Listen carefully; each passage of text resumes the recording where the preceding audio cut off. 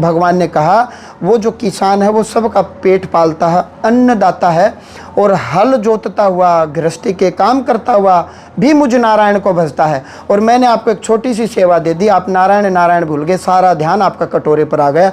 जब महाराज श्रावण शिवरात्रि आने वाली है, क्या कुछ विशेषता में? जी, श्रावण शिवरात्रि को पूरे देश में, पूरे सनातन धर्म में जो भगवान शिव के उपासक हैं, प्रत्येक श्रावण शिवरात्रि और श्रावण पूरा मास हर शिव मंदिर में आप भीड़ देखोगे। दुनिया कहती है एक लोटा जल सभी समस्याओं का हल।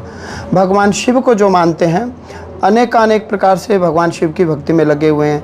अनेकों देवी देवता हिंदुस्तान में नाना प्रकार की डिवाइन एनर्जी के प्रकार बताए, लेकिन हर देवता ने बैरियर और बंदिशें लगाई कि लहसुन मत खाओ, प्याज मत खाओ, नॉन वेज मत खाओ, शराब मत पियो, या ऐसा करो तो अमुक देवता फल प्रदान करेगा। लेकिन भगवान शिव ने ऐसा कोई बैरियर नहीं रखा, क्योंकि भगवान शिव को संहार के देवता के रूप में भी बताया गया कि अंत समय में जब सृष्टि का लीन होगा, प्रकृति लय में आएगी, तो भगवान शिव के अंदर समा जाएगी। जैसे आम की गुठली के भीतर संपूर्ण रूप से आम समाया रहता है, मौसम और माहौल मिलते ही अंकुरित हो जाता है, ऐसे ही जब समय आता है तो सृष्टि फिर से पुनर्जीवित होती है और अंत समय में भगवान शिव के अंदर समा जाती है। तो शिव की भक्ति जिसने की, मानव हो, दानव हो, देवता हो, जिसने शिव की उपासना की, शिव ने उसको उतना ही दिया।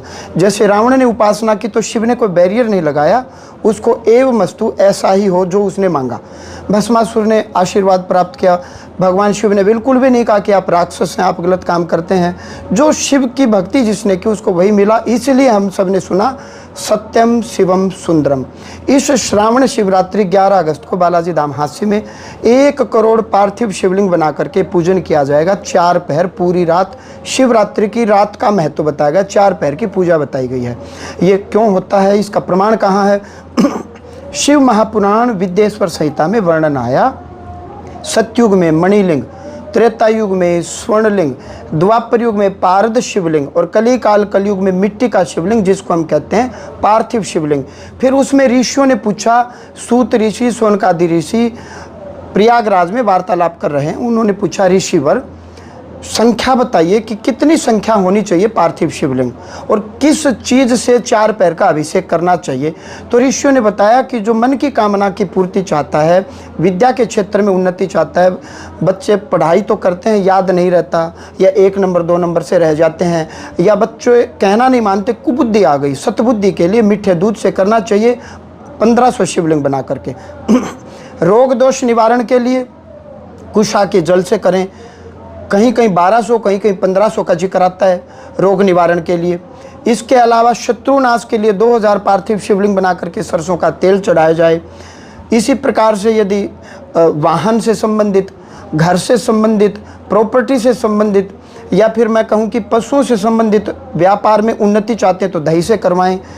10 धंधे कर लिए, कोई धंधा नहीं चला, या यूं कह लीजिए कि कर्ज हो गया और सुसाइड तक की सोच रहे हैं, आत्महत्या तक की सोच रहे हैं, भगवान शिव ने रावण को सोने की लंका दी, हमें तो लंका भी नहीं चाहिए। छोटे छोटे विषय हैं, छोटे छोटे मुद्दे हैं, किसी को 10 लाख, किसी को 20 लाख, किसी को 2-4 करोड़ का घाटा लग गया या नुकसान हो गया, या ब्याज पर ब्याज चढ़ रहा है। श्रावण शिवरात्रि को 2500 शिवलिंग बना करके गन्ने के रस से अभिषेक कराएं, छुट्टी, सारे काम हो जाएंगे। यही बात त्रेता युग में भगवान राम ने महर्षि वशिष्ठ से पूछी। वशिष्ठ जिन्हें योग वशिष्ठ महारामायण में इसका प्रमाण मिलता है, अध्याय 32 श्लोक 29 में राम जी पूछ रहे हैं कि गुरुवर ऐसी कोई पूजा विधि बताएं जिसको करने से मनुष्य तत्काली पाप और दोष से मुक्त होकर के अपनी मन की इच्छाओं को पूरा कर ले। तो महर्षि वशिष्ठ कहते हैं, राम, एक बार कैलाश पर्वत की कंदरा में चंद्रमौली भगवान शंकर ने मुझे पूजा विधि बताई, वही पूजा करनी चाहिए। एकमात्र भगवान शिव ही पूज्य हैं, उनकी पूजा विधि मैं बतलाता हूँ, वही पाठ पूजा हम यहाँ श्रावण शिवरात्रि 11 अगस्त को 1 करोड़ पार्थिव शिवलिंग से करना चाहेंगे। जो भी श्रद्धालु चाहते हैं कि मेरा ये काम हो जाए, मांगलिक कार्य नहीं हो रहा, या विवाह हो गया तो बच्चे नहीं हो रहे, तो 4 पहर की पूजा घी से करेंगे, 4 पहर करेंगे, घी से करेंगे। इस प्रकार से कोई भी विषय हो, धाम कार्यालय में संपर्क करें, आप ये पूजा करें। एक चीज़ और, राजा जनक के यहाँ एक बार अकाल पड़ा, तो राजा जनक ने अपने कुलगुरु से पूछा, तो कुलगुरु ने कहा, राजन, एक यज्ञ होगा, यज्ञ के उपरांत आपके राज्य में जो अकाल पड़ा है वो सब समाप्त होगा, रिद्धि सिद्धि आएंगे। यज्ञ हुआ, कुल गुरु ने कहा राजन आप राजा हैं, चिन्ह के तौर पर, सिंबल के तौर पर हल की नोक लेकर के बैल के पीछे एक बार एक रेखा खींच दीजिए, मेख बना दीजिए, जिसको हरियाणवी में हम बोलते हैं हलाई, और जो हल की नोक होती है उसको बोलते हैं सीता। जैसे उन्होंने रेखा खींची तो आवाज़ आई, देखा नीचे कोई मटका है, टन ऐसी आवाज़ आई, देखा तो उसमें कोई कन्या है जिसको हमने कहा भूमिजा, भूमि की पुत्री, जनक दुलारी माता जानकी, उनके राज्य में रिद्धि सिद्धियाँ सब कुछ आ गई। तो श्रावण शिवरात्रि में हम करेंगे श्रीमंत यज्ञ, जो हर प्रकार की इच्छाओं की पूर्ति कराने वाला होता है। विशेष मंत्र, विशेष आहुति, विशेष समिधा। हवन में हमने देखा होगा कि आम की समिधा, समी की समिधा, पीपल की समिधा, लेकिन श्रीमंत यज्ञ और मनमंथ यज्ञ में गुलर की समिधा का इस्तेमाल होता है। ये मनमंथ यज्ञ क्या होता है? राजा दशरथ ने एक बार अपने कुलगुरु महर्षि वशिष्ठ के पास जाकर के कहा, गुरुवर मैं दुखी हूँ। तो गुरुजी ने कहा मुझे बुलवा लेते राजन। उन्होंने कहा ये बुला करके बताने वाली बात नहीं है, ये आकर के प्रार्थना करने वाली बात है। मैं चाहता हूँ कि मेरे बाद मेरे इस राज्य को कोई संभाले, मुझे यशस्वी पुत्र हों। तो कहा राजन मेरे पिता ब्रह्मा ने मुझे बताया था कि आप राजा दशरथ के यहाँ जाकर के कुल पुरोहिताई स्वीकार कीजिए, तो मैं आपका कुल पुरोहित बनाऊं, आपके घर जगत के परमात्मा अवतार लेंगे। राम लक्ष्मण भरत शत्रुघ्न ये उनका नाम होगा, 4 भाई होंगे। आओ हम मनमंथ यज्ञ करते हैं। मनमंथ यज्ञ हुआ। यज्ञ के उपरांत रानियों को प्रसाद के तौर पर चरू और खीर खिलाई गई और चारों भाई प्रकट हुए। तो मनमंथ यज्ञ बालाजी धाम हास्य में दिन में होगा, 11 अगस्त को होगा, संतान प्राप्ति के लिए होगा, अन्य अन्य मन की इच्छाओं की पूर्ति के लिए श्रीमंथ यज्ञ होगा। और रात में 1 करोड़ पार्थिव शिवलिंग बना करके आपकी जो इच्छा है, इच्छा एक होनी चाहिए, मनोकामना एक होनी चाहिए।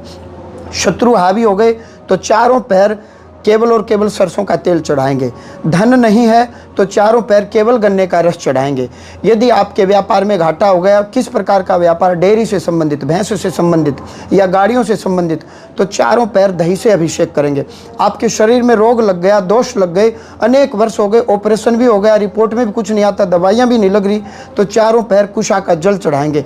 इस प्रकार से यदि आप चाहते हो कि नौकरी लगे, पढ़ाई लिखाई के क्षेत्र में, विद्या के क्षेत्र में उन्नति हो, कोई भी एग्जाम में भगवान शिव आपकी सहायता करें, कृपा करें, तो चारों पैर मीठे दूध से अभिषेक करेंगे। इस प्रकार से मनोकामना एक रखें, चारों पैर एक ही सामान से अभिषेक होगा। 1 करोड़ पार्थिव शिवलिंग।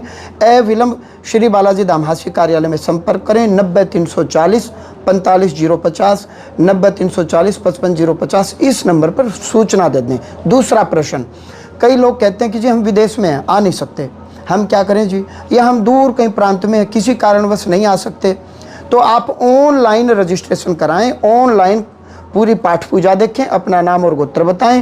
पूरी पाठ पूजा श्री बालाजी धाम हास्य या हास्य वाले बाबा जी इंस्टाग्राम, फेसबुक, यूट्यूब पर लाइव चलेगी। और बादाम का प्रसाद कोरियर करके हम आपके घर भेजेंगे। आप पाठ पूजा ऑनलाइन देखें, संभव हो तो। एक चार्ज लगेगा सर ऑनलाइन?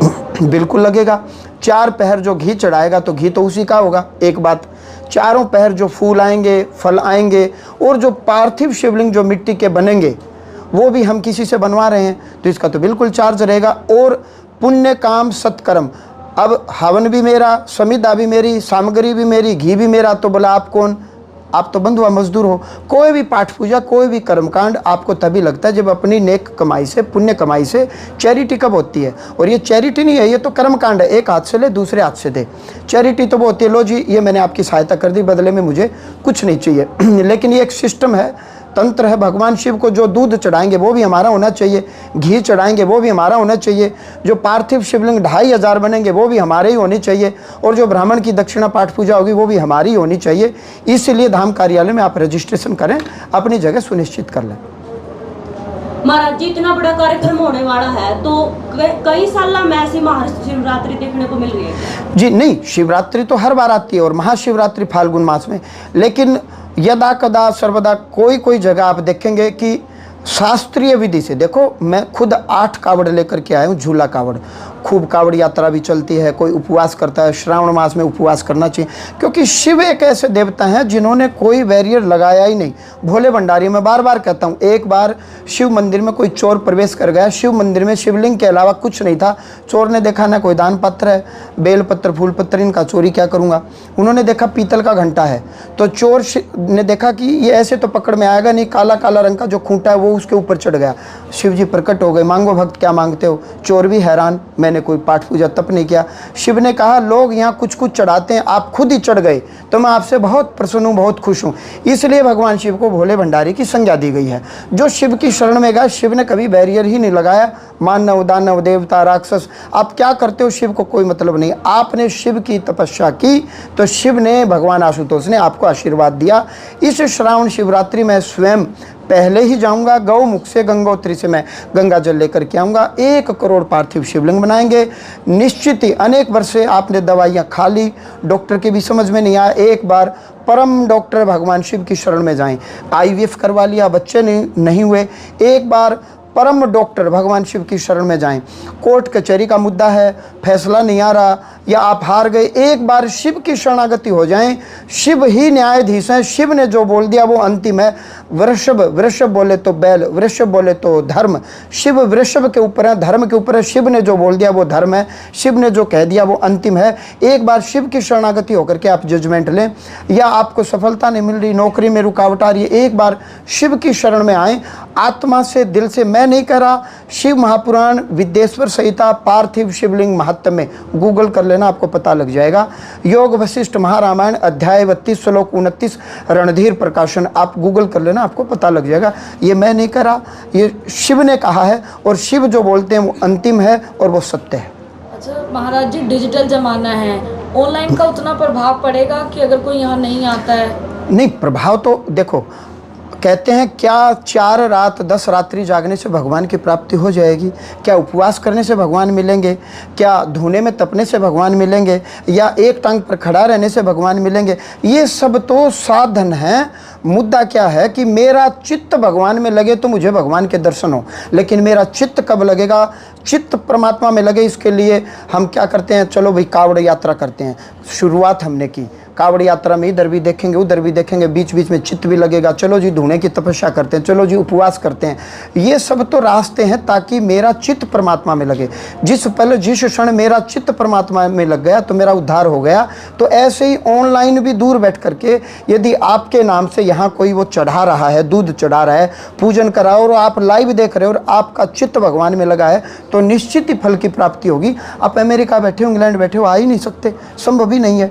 तो आप लाइव जुड़ें, चित्त को परमात्मा में लगाएं। आपके नाम और गोत्र से हम किसी बटुक गण को, ब्राह्मण गण को, जो बालक विद्यार्थी हैं, किसी को भी आपके नाम गोत्र से पूजा हम करवाएंगे। लाइव आप जुड़े बस। महाराज जी, भगवान शिव ने क्या कोई नशा करा है? क्योंकि उनके नाम से बहुत ज्यादा नशा कर रहे हैं।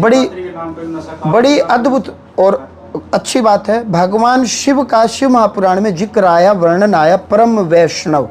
लेकिन शिव पर हम सब कुछ चढ़ाते हैं, पाप भी, दोष भी, रोग भी, बुराइयां भी जो हमारे भीतर हैं। क्योंकि अंत में शिव ने पूरी सृष्टि का संहार कहो या संभालो या लीन कर लिया, समा लिया अपने भीतर, इसलिए शिव को हम ये सब चढ़ाते हैं। शिव ने जहर पिया था संसार के कल्याण के लिए, और आप और हम जहर पी रहे हैं अपने आप को नष्ट करने के लिए। तो शिव के नाम पर नशा करना या कुछ भी उल्टे काम करना ये कल्याणकारी नहीं है। इससे हमें ही उल्टा पाप लगेगा, दोष लगेगा, नरक में जाएंगे हम। भगवान शिव परम वैष्णव हैं। भगवान शिव इतने शुद्ध हैं जिसकी कल्पना आप कर ही नहीं सकते। बाल ब्रह्मचारी, अखंड ब्रह्मचारी कामदेव को भी शिव ने भस्म कर दिया, ऐसा महापुराण में वर्णन आया है। ये शिव की महिमा है।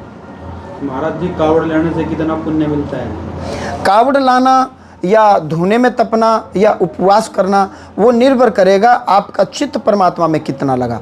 आप कावड़ ला रहे हैं, यदि क्षण भर के लिए भी आपका चित्त परमात्मा में नहीं लगा तो केवल एक शरीर की क्रिया की उतना पुण्य लगेगा। यदि आप कावड़ यात्रा के दौरान चित्त परमात्मा में लगा रखा है तो धर्म चाहते हो तो धर्म मिलेगा, अर्थ चाहते हो बोले तो पैसे चाहते हो पैसे मिलेंगे, भोग चाहते हो तो भोग विलास मिलेगा, मोक्ष चाहते हो तो मोक्ष मिलेगा, इतना पुण्य मिलेगा। एक कथा आती है, एक बार नारद जी को एक कटोरा थमाया गया भगवान विष्णु के माध्यम से और कहा कि नारद तू पूरा संसार का चक्कर लगा करके इस कटोरे से एक तेल की बूंद नीचे नहीं करनी चाहिए और मेरे पास आ जा। भगवान नारद जब चक्कर लगाने गए तो नारद श्री विष्णु कहना भूल गए और आए कि प्रभु एक बूंद भी इस लोटे से, इस कटोरे से नीचे नहीं गिरी, आप देख सकते हो। तो भगवान मुस्कुराए।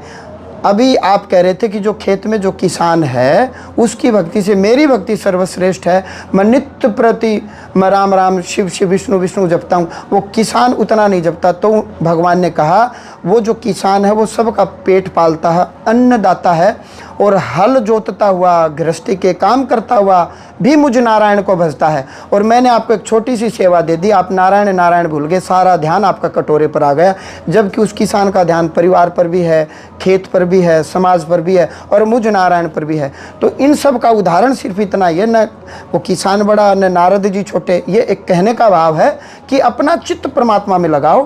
कावड़ तो एक माध्यम है, यदि कावड़ यात्रा करते हुए आपका चित्त भगवान शिव में लगा तो आपकी मन की कामना की पूर्ति होगी, इतना पुण्य मिलेगा, जो आप चाहते हो वो आपको मिल जाएगा।